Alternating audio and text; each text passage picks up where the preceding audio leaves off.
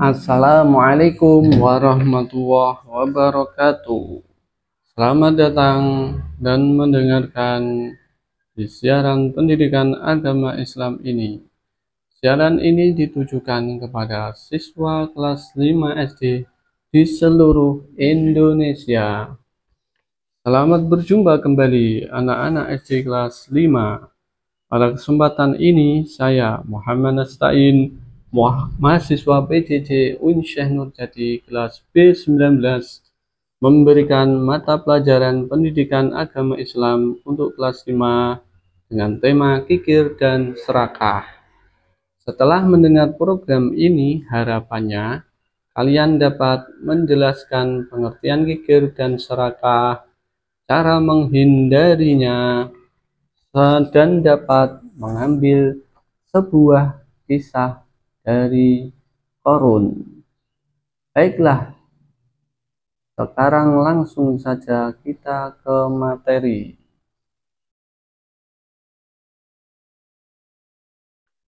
Dua di antara banyak akhlak tercela yang harus dihindari umat Islam adalah sifat serakah dan kikir. Islam mengajarkan manusia untuk tidak memiliki sifat kikir atau pelit dalam menginfakkan harta di jalan Allah. Sebab sifat kikir dapat membuat jauh dari Allah dan surga. Jika seorang muslim memiliki harta berlebih, maka pada harta itu ada sebagian hak fakir dan miskin. Oleh sebab itu, Allah memerintahkan hambanya yang beriman untuk mengeluarkan zakat, sedekah, infak, dan lain sebagainya. Salah satu tujuan perintah tersebut adalah untuk meningkatkan kesadaran sosial umat Islam untuk saling tolong-menolong, menghindari sifat kikir dan serakah. Agar kamu memahami tentang sifat kikir dan serakah, pelajari materi berikut dengan seksama. Yang pertama, pengertian sifat kikir. Salah satu sikap yang mencerminkan perilaku cinta dunia adalah kikir, yaitu suka menggunakan hartanya untuk diri sendiri. Orang yang kikir tidak mau berbagi terhadap orang yang membutuhkan. Sifat kikir juga termasuk sikap yang tercela. Orang yang memiliki sikap kikir akan berusaha keras untuk menjaga hartanya agar tidak berkurang. Orang yang kikir beranggapan bahwa harta adalah segala-galanya. Sekarang cara menghindari sifat kikir. Untuk menghindari sifat kikir, kita harus menyadari bahwa harta kekayaan adalah anugerah Allah. Sehingga jika Allah memerintahkan kita untuk mengeluarkan zakat atau sedekah, maka kita harus taat pada perintah Allah tersebut. Selain itu, ada beberapa kebiasaan baik yang dapat kita tanamkan pada diri agar terhindar dari sifat kikir. Beberapa kebiasaan baik tersebut adalah sebagai berikut. 1. Melihat kehidupan orang miskin yang serba kekurangan. 2. Sadar bahwa harta benda tidak akan kekal dan dibawa mati. 3. Mengingat pahala yang didapat apabila kita bersifat dermawan. 4. Membiasakan diri memberi kepada orang lain walaupun sedikit. 5. Selalu mengingat bahwa harta yang kita miliki adalah titipan Allah. 6. Mengingat akibat buruk yang timbul dari sifat kikir, misalnya mendapat kesukaran dari Allah dan dijauhi teman. Nah, terus akibat sifat kikir. Allah melarang kita mempunyai sifat kikir atau bakhil karena sifat kikir akan berakibat tidak baik. Akibat dari sifat kikir atau bakhil antara lain sebagai berikut. A. Dibenci oleh Allah dan manusia. B. Terjerumus ke dalam perbuatan dosa. C. Suatu saat akan menemui kesukaran. D. Jauh dari surga. E. Membuat seseorang menjadi sombong dan cinta dunia yang berlebihan. Itulah keterangan dari materi sifat kikir. Sekarang kita lanjut ke sifat serakah. Pengertian sifat serakah. Serakah adalah sifat yang selalu ingin menumpuk harta lebih dari yang ia miliki. Serakah dekat dengan keegoisan dan kikir. Orang yang serakah tidak akan pernah merasa puas, selalu merasa kurang dan ingin menguasai sesuatu lebih dari yang ia miliki.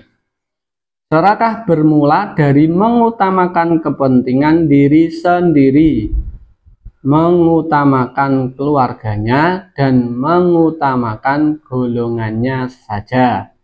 Kemudian hal-hal tersebut bertumbuh menjadi sifat serakah, asal baik bagi dirinya, asal baik bagi keluarganya, asal baik bagi golongannya, tidak peduli terhadap orang lain, dan tidak peduli terhadap golongan yang lain.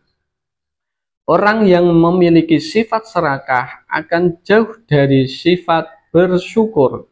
Orang yang memiliki sikap serakah tidak mau berbagi, selalu menginginkan bagian paling banyak, bersikap tidak adil, rakus terhadap dunia, serta tidak peduli terhadap kepentingan dan penderitaan orang lain.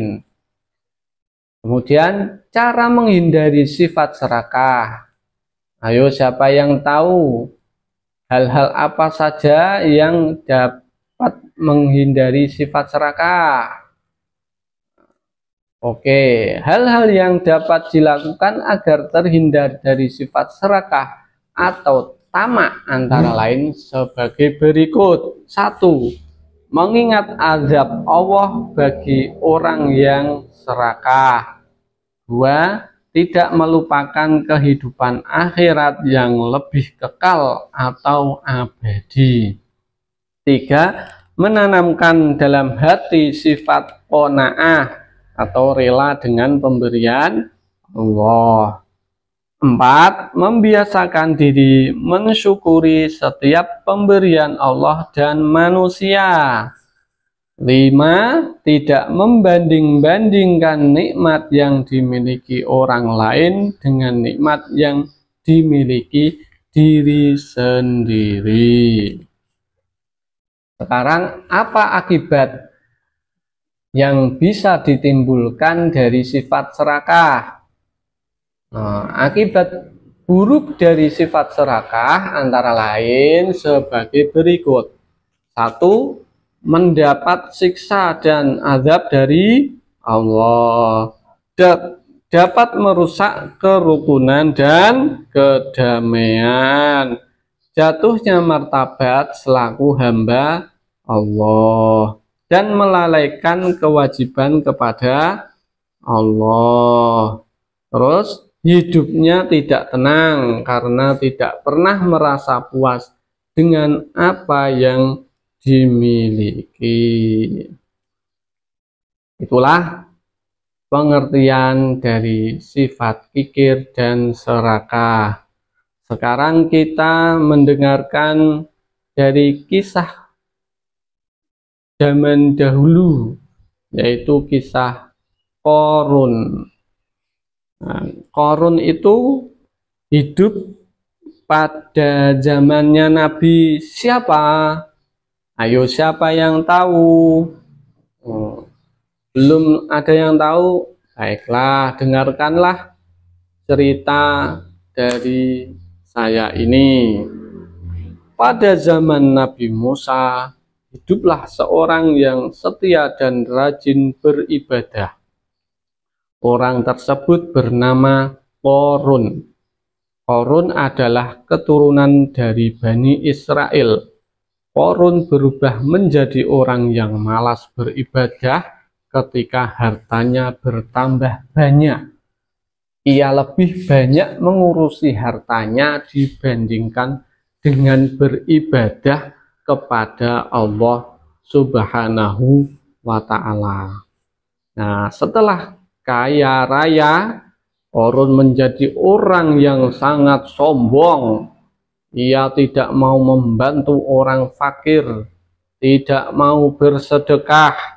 Bahkan ketika diseru oleh Nabi Musa alaihissalam untuk mengeluarkan zakat, ia tidak bersedia karena ia beranggapan bahwa harta yang ia miliki adalah hasil dari kerja kerasnya sendiri, bukan bantuan dari orang lain, dan bukan pemberian Allah Subhanahu wa Ta'ala.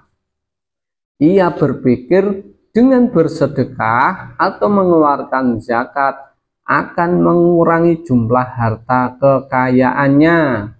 Bahkan ia menuduh Nabi Musa berniat memerasnya.